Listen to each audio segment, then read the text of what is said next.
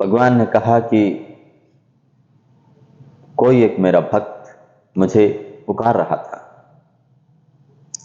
उसको कुछ लोग बस्ती में परेशान कर रहे थे, उसको गाली दे रहे थे, उसको पत्थर मार रहे थे और वो मुझे याद कर रहा था। तो मैंने सोचा क्यों ना मैं उसकी मदद करूं,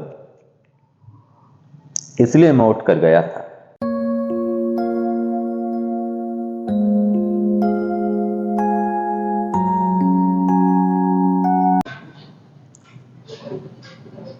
यहां पर पधारे हुए सभी भक्तों को मैं प्रणाम करता हूं।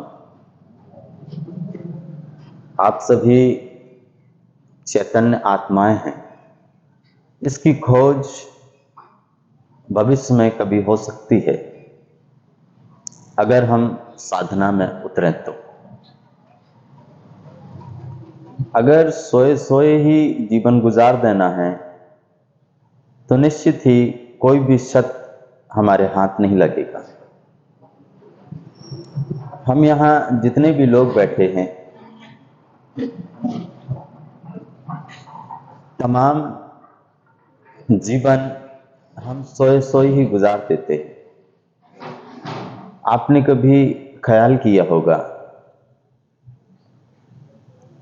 कि हम कहीं घूमने के लिए जाते हैं या कहीं तीर्थ में जाते हैं या कोई अच्छे दृश्य हम देखते हैं और जब हम घर वापस आते हैं तो हमें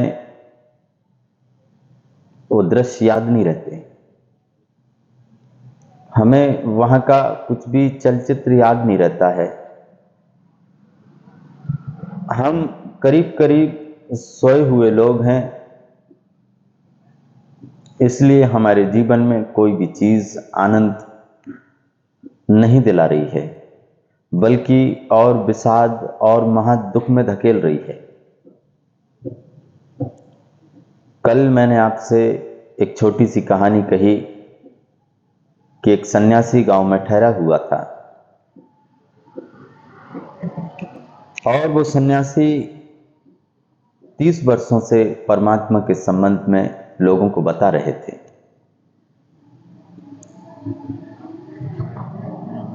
हमें भी हजारों साल गुजर गए हैं परमात्मा के संबंध में बताते बताते, लेकिन बहुत ही कम लोग हैं जिनको उंगलियों पे गिना जा सकता है, वे ही लोग परमात्मा को उपलब्ध हो सके हैं। क्या रहे होंगे इसके कारण?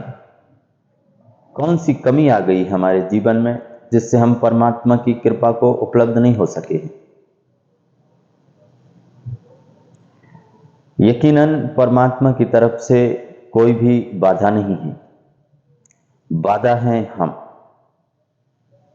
अगर हम अपने जीवन को बदल सके, अगर हम साधना में उतर सके, तो इसका कोई कारण नहीं है कि कोई भी परमात्मा को उपलब्ध ना हो जाए।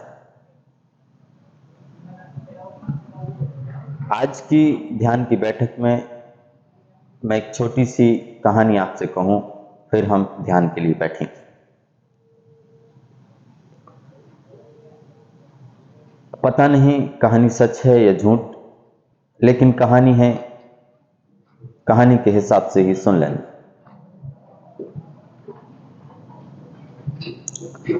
एक दिन भगवान श्री कृष्ण अपने महल में भोजन कर रहे थे। जो लोग उनको भोजन करा रहे थे उन्होंने देखा कि भगवान भोजन छोड़कर द्वार की तरफ भागे और जाकर दहलीज पे खड़े हो गए और थोड़ी देर बाद वो लौट आए। तो जो लोग उनको भोजन कराते थे उन्होंने भगवान श्री से कहा कि आप क्यों उठकर गए, क्या हुआ था? भगवान ने कहा कि कोई एक मेरा भक्त मुझे पुकार रहा था। उसको कुछ लोग बस्ती में परेशान कर रहे थे,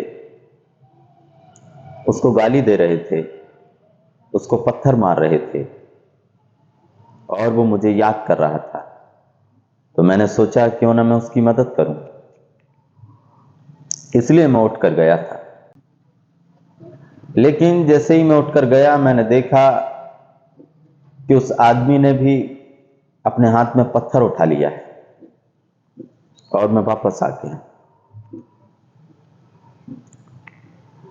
क्योंकि अब उसे मेरी कोई जरूरत नहीं रही है।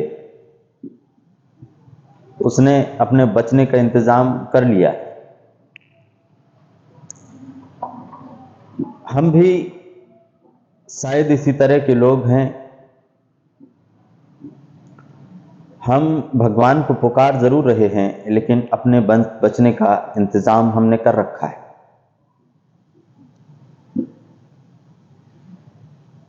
हम अगर टोटल स्वीकार कर सकें परमात्मा को, अगर हम अपने आप को परमात्मा में छोड़ सकें, भगवान में छोड़ सकें, तो कोई भी कारण नहीं है कि परमात्मा नहीं आएगा।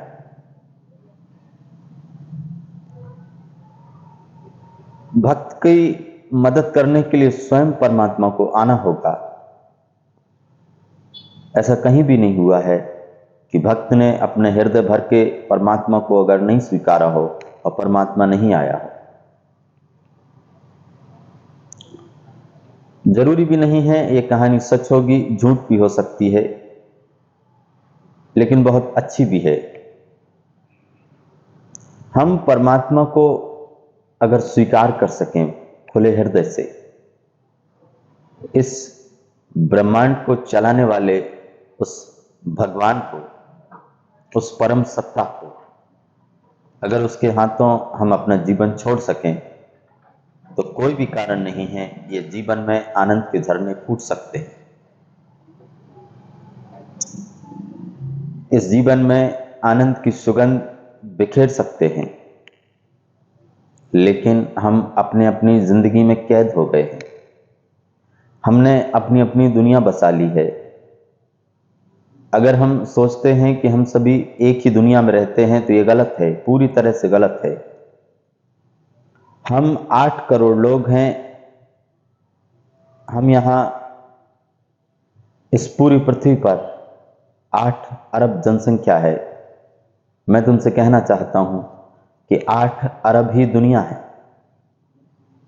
अगर हमारे देश में 150 करोड़ जनता है, तो 150 करोड़ दुनिया है। हर एक आदमी अपनी अपनी दुनिया में गुम है, और जब भी कोई उसकी निजी दुनिया में दखल देता है, तो आदमी परेशान, चिंतित हो जाता है।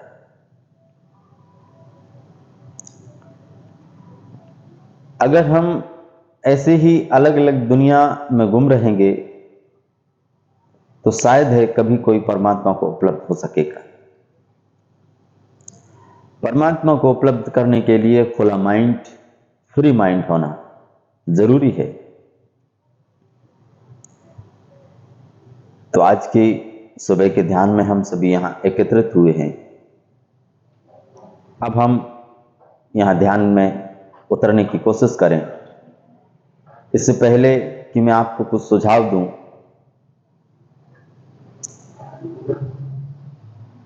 मेरी बातों को जितने भी लोग सुन रहे हैं, यहां से भैरव धाम सरकार, यहां वो केंद्र है जहां हम साधना के लिए उतर रहे हैं। तो जितने भी मित्र मेरे इच्छुक हों साधना में उतरने के लिए, उस परम सत्ता में उतरने के लिए, मैं उनका विशेष आमंत्रण कर रहा हूं। आप यहां जरूर आ सकते हैं। अब हम यहां ध्यान में उतरने की कोशिश करेंगे। मैं जैसे जैसे सुझाव दूं, आप वैसे ही वैसे महसूस करते जाएं। तो सबसे पहले किसी भी विधि में उतरने के लिए एक नियम है कि थोड़े थोड़े से फासले पे हो जाएं, कोई भी किसी को छूता हुआ ना रहे। बिल्कुल भी कोई भी टच ना करे। अगर हम किसी को टच करेंगे तो बाधा पैदा होगी, इसलिए हम थोड़े थोड़े फासले पर हो जाए। हाँ, आप उधर हो जाइए थोड़ा, बहुत काफी जगह है, हो सकते हैं। बिल्कुल फ्री छोड़, पूरे शरीर को बिल्कुल ही फ्री छोड़ दें। और अब हम पहले चरण में प्रवेश करेंगे। महसूस करना है, अपनी दोनों आंखें आहिस्ता से बंद कर लें। अपनी दोनों आंखें आहिस्ता से बंद कर लें। बिल्कुल शांत पूरे शरीर को बिल्कुल शिथिल छोड़ दें।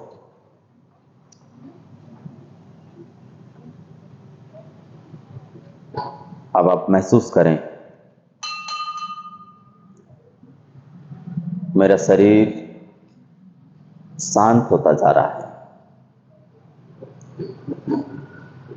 मेरा शरीर शांत होता जा रहा है।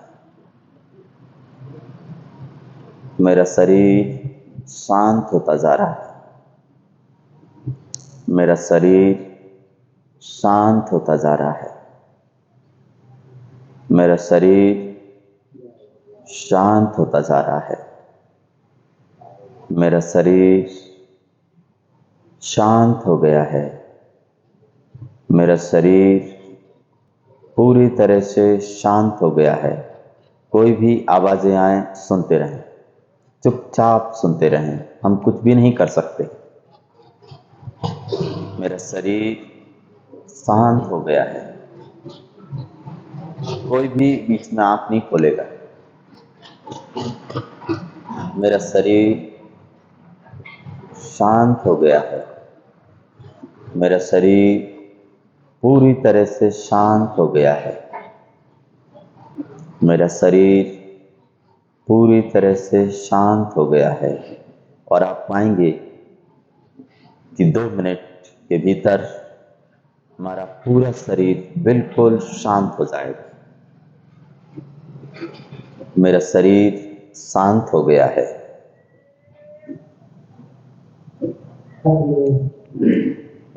पूरी तरह से बिल्कुल शांत छोड़ दें। मेरा शरीर बिल्कुल शांत हो गया है। अब हम दूसरे चरण में प्रवेश करेंगे। मेरी श्वास गहरी होती जा रही है। मेरी श्वास गहरी होती जा रही है। मेरी श्वास गहरी होती जा रही है। मेरी श्वास गहरी होती जा रही है। मेरी श्वास गहरी होती जा रही है। बिल्कुल गहरी होती जा रही है और गहरी होती जा रही है। महसूस करें और महसूस करें। मेरी श्वास गहरी होती जा रही है।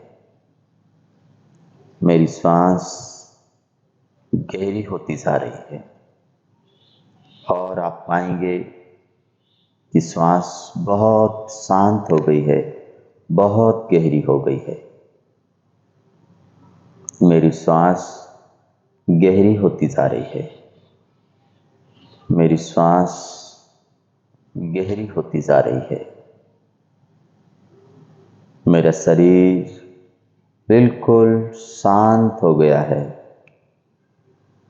मेरी श्वास गहरी होती जा रही है और गहरी होती जा रही है। मेरी श्वास और गहरी होती जा रही है। अब हम पूरी तरह से शांत हो गए हैं। शरीर जैसा चाहे वैसा करें, कोई भी बाधा नहीं देनी है। बिल्कुल फ्री छोड़ देना है, बिल्कुल शांत छोड़ देना है। कोई भी पलकें नहीं झपकाएगा। ना कोई अपनी आंखें खोलेगा, बिल्कुल शांत, आंखों पर कोई भी दबाव नहीं दें, बिल्कुल शांत छोड़ दें। मेरा शरीर पूरी तरह से शांत हो गया है। मेरी सांस गहरी होती जा रही है और गहरी होती जा रही है और गहरी होती जा रही है। मेरी सांस बिल्कुल गहरी हो गई है और गहरी और गहरी और गहरी होती जा रही है। अब हम तीसरे चरण में प्रवेश करें। मेरा शरीर पूरी तरह से शांत हो गया है।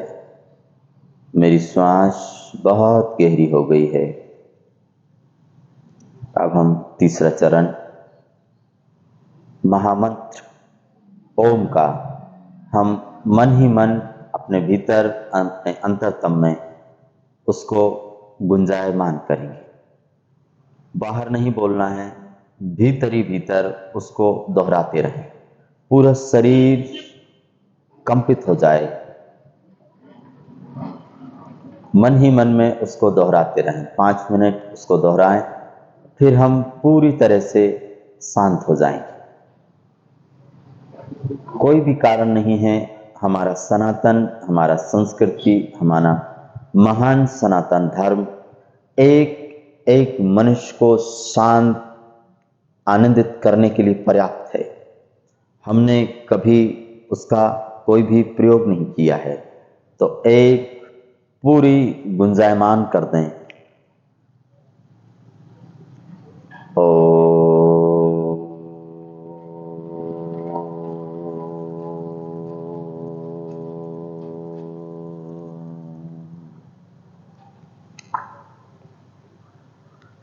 अपने भीतर उसको दोहराते रहें, बहुत आहिस्ता आहिस्ता से दोहराते रहें। पक्षियों की आवाज सुनाई दे रही है, हवाएं चल रही हैं, बहुत ठंडी ठंडी हवाएं सुगंध भरी हमारे मन को मोह रही हैं। और पत्तों की आवाजें आ रही हैं। सुनते रहें, शांत होकर सुनते रहें और ओम का अपने भीतर स्मरण करते रहें।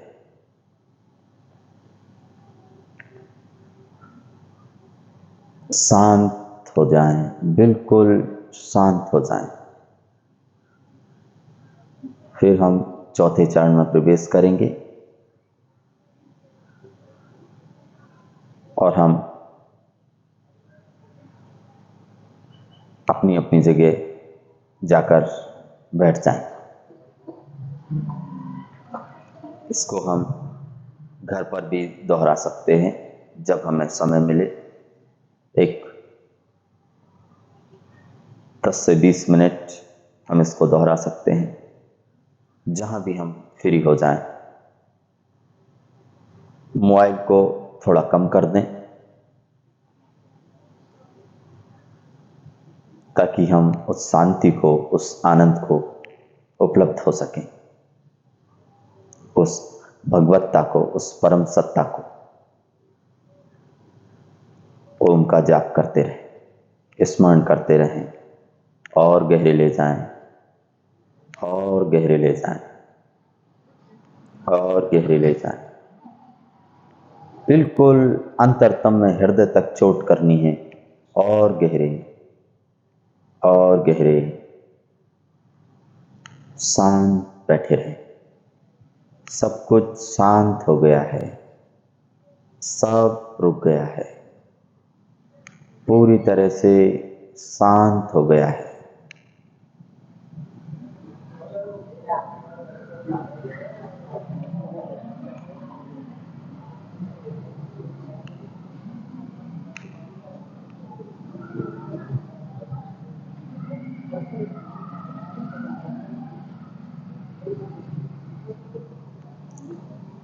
ध्यान हमारी संस्कृति का मूल बिंदु था, लेकिन हम करने में इतने व्यस्त हो गए हैं, हमने न जाने कैसी कैसी चीज़ें पकड़ रखी, उनसे हम और ज़्यादा विषाद में और ज़्यादा तनाव में हम भरते चले गए, जबकि हमारे सनातन धर्म की मूल ओम का स्मरण करने मात्र से ही हम भगवत्ता को उपलब्ध हो सकते थे, लेकिन हम भटक गए हैं।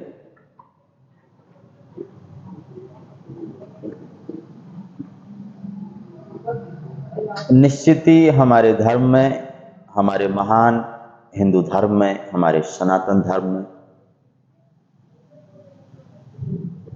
बहुत ऐसी शक्तियां हैं जो मनुष्य को बहुत ऊंचे आयाम तक पहुंचा सकती थी, लेकिन हमारे पास अब सिर्फ नाम ही नाम हमने पकड़ लिया है। हम उनमें उतरने को राजी नहीं हो रहे, और जब तक कोई उसमें नहीं उतरेगा, हम चाहे कितना भी कुछ भी कर लें, हम उस भगवत्ता को कभी उपलब्ध नहीं हो सकते।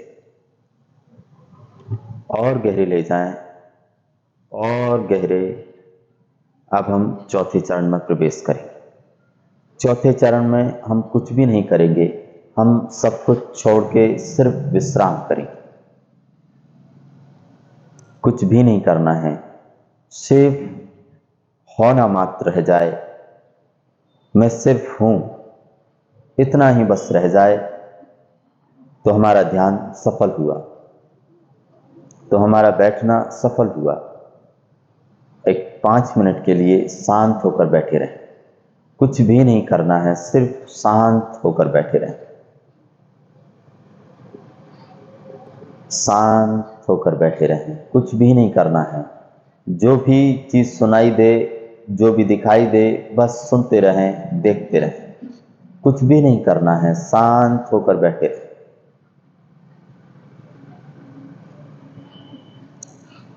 महान शांति हमें घेर लेगी।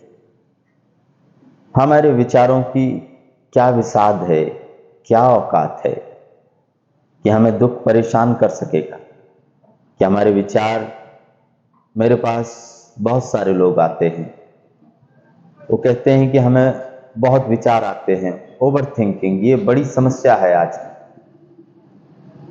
लेकिन मैं उन्हें कैसे समझाऊं कि तुम 24 घंटे चीजों को देख रहे हो, न जाने कितने दृश्य हम अपने आंखों के भीतर 24 घंटे में ले जा रहे हैं, इसका कोई भी हिसाब नहीं। अपने मोबाइल, अपने लैपटॉप, अपने टीवी और न जाने कैसी कैसी चीजें हम भरे ले रहे हैं अपने दिमाग को, अपनी स्मृति को। और फिर जो आदमी अगर महा दुख में ना चला जाए तो और क्या होगा? फिर ओवर थिंकिंग ना होगी तो क्या होगा? फिर तो विचार आएंगे ही, क्योंकि रोकने की तो हमारे पास कोई भी विधि है नहीं, हमने कभी प्रयास किए नहीं। तो अगर हम इस विधि को हम रोज दोहराएंगे तो निश्चित ही मैं आपसे यकीन से कह सकता हूं कि बहुत बहुत लाभप्रद सिद्ध होगी, बहुत चमत्कारिक सिद्ध होगी कि तुम्हारे विचार बहुत कम होने लगेंगे, तुम्हारा तनाव, मन बहुत शांत रहने लगेगा। और एक दिन, एक घड़ी ऐसी आएगी जब हमारे मस्तिष्क में हम बिल्कुल विचार शून्य हो जाएंगे, और फिर कोई भी कारण नहीं है इस पूरे जगत में, परमात्मा ही परमात्मा विराजमान होगा। तुम जहां भी जिसको देखोगे, परमात्मा के अलावा यहां कुछ भी नहीं दिखने वाला है। तो जो लोग कहते भी हैं कि कहां है परमात्मा, क्योंकि बहुत बड़े बड़े ज्ञानियों ने कहा है कि कण कण में परमात्मा विराजमान है। निश्चित ही विराजमान है, लेकिन देखने के लिए वो सूक्ष्म दृष्टि चाहिए। क्या वो हमारे पास है? हमने कोई प्रयास किए हैं? नहीं, हम सिर्फ ऊपर की बातें पकड़ रखी हैं कि नहीं है, हमको नहीं दिखाई देता है तो नहीं है परमात्मा। नहीं, वो दिखाई देगा, लेकिन अगर आप प्रयास करेंगे, साधना में लगेंगे तो। अपने 24 घंटे में 1 घंटा हम अपने जीवन को दें, और इसका कोई भी कारण नहीं दिख पड़ता है मुझे कि आप शांति को नहीं उपलब्ध हो सकते। आज का ध्यान हम यहीं पूरा करेंगे। कल फिर से हम यहाँ सभी उपस्थित होंगे और आगे के ध्यान में हम कल फिर उतरेंगे। मैं आशा करता हूँ कि आप सभी बहुत शांत महसूस करें, बहुत खुश महसूस करें, जीवन को आनंद की तरफ ले जाएं। दुख हमने बहुत देख लिया है, बहुत झेल लिया है, पूरी जीवन की गाथा दुख से भरी हुई है। लोग रो रहे हैं, चिल्ला रहे हैं, परेशान हो रहे हैं। तो मैं आपसे आखिरी में यही कहना चाहूँगा कि भैरव धाम सरकार में आप यहाँ जरूर आ सकते हैं। अपनी साधना में हम उस जीवन के केंद्र की तरफ चल रहे हैं जहाँ आनंद का झरना है, जहाँ आनंद का सागर बहता है। तो आप सभी के जीवन में खुशियां भरें, इसकी मैं बहुत आशा करता हूँ और संपूर्ण ब्रह्मांड को साक्षी मानकर उस परम पिता को प्रणाम करता हूँ। भगवान हमारे प्रणाम स्वीकार करें। कल्याण हो, पाप का नाश हो, सत्य का उदय हो।